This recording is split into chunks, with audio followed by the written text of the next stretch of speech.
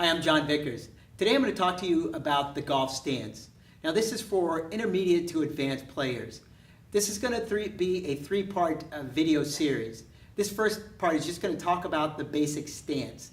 Part 2 will talk about your movement to the top of the backswing. Part 3 will talk about the movement to the downswing. So for the basic address position, understand that if my foot is directly underneath my hip, a perpendicular line as you see with the red stick, then my range of motion and how much I can rotate in this hip socket is limited. And it's limited by just the anatomical proximity of my femur to my hip bone. And if I'm limited in this joint in my range of motion here, that's a double whammy.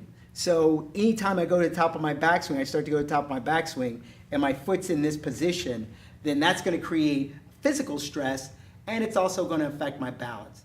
The optimal position is to have this foot outside of your hip bone. And where's the optimal place exactly? That's going to be dependent on you.